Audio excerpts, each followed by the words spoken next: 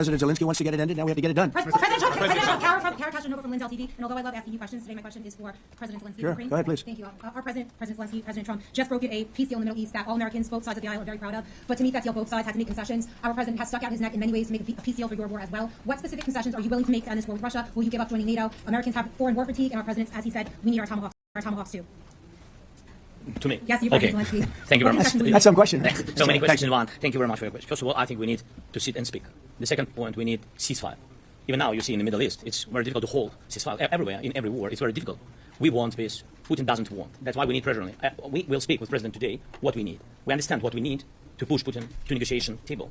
And as I said previously, so we are ready to speak in any kind of format, bilateral, trilateral, doesn't matter. Matter just peace. This is important. And we don't speak about NATO or NATO. For Ukrainians, it's very important. Of course, it's our decisions of allies to decide where we are. Are you willing to yes, but the most important thing for people in Ukraine, which are under each day's attack, to have really strong security guarantees. NATO is the best, but weapon is very important. Allies on our side is very important. And between us, for us, bilateral security guarantees between me and President Trump is very important. I don't know, we didn't speak with details about it, but this is the most important document because the United States is very strong.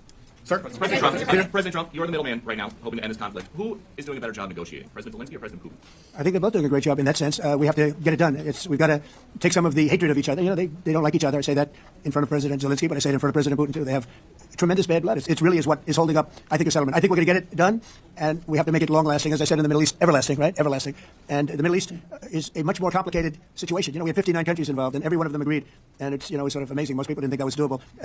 This is going to be something I really believe that's going to get done. I had a very good talk yesterday with President Putin. I think he wants to get it done. And President Zelensky, right behind you. While we were in Israel with President Trump earlier in the week, we heard a lot about the difference in diplomacy between President Trump and President Joe Biden before him. What do you see as the biggest difference in diplomacy between President Trump and President Biden?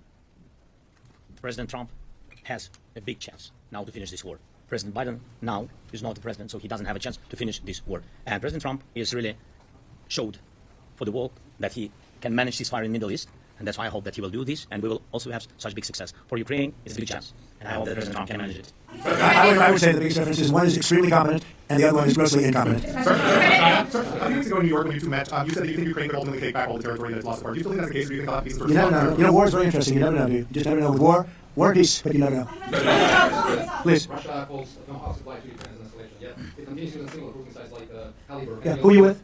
Who are you with? You're Ukraine? But Russia continued even using the cruising sites and also deeper capable ballistic missiles since 2022. So do you consider providing Ukraine with the Tomahawk or similar missiles as an opportunity to actualize the possibilities of Ukraine and Russia and push most of the negotiations? Yeah, sure. We're going to be talking about that. That's why we're here. Okay? Fair question. Exactly as he told you to say it, but we're going to be talking about it. Okay? Yeah, please. You said India and Hungary? That's an interesting... India and Hungary. It's an interesting combination. Well, India is not going to be buying Russian oil anymore. And Hungary is sort of stuck because they have one pipeline that's been there for years and years and years, and they're inland. They don't have sea. And I spoke with the very great leader of Hungary, and they are, you know, it's very hard for them to get oil. I understand it. Hungary's in a very interesting position because they can't have ports. You know, they're surrounded by land.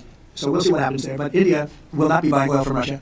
And they've already de-escalated, and they've more or less stopped. They're pulling back. They bought about 38% of the oil, and they won't be doing it anymore.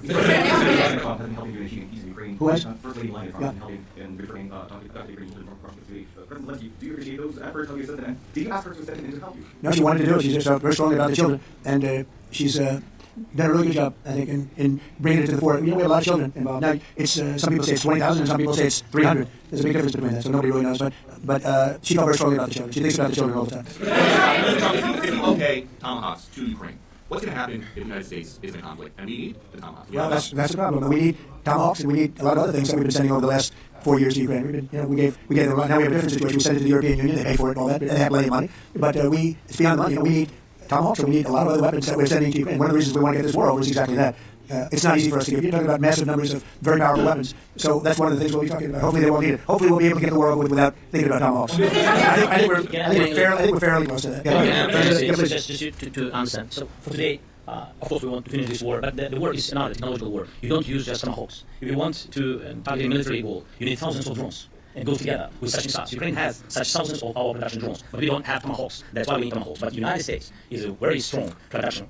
And the United States has Tomahawks and other missiles, very strong missiles. But they can have our thousands of drones. That's why we can work together, where we can strengthen American production. And so just so I understand, so you're suggesting kind of a trade. If President Trump okays Tomahawk missiles to help you launch... Yes, it's about military goals. It's only about military goals. Right, but then you would authorize some kind of an exchange... Yes, of course. Yes, we have proposition. We have preparation with our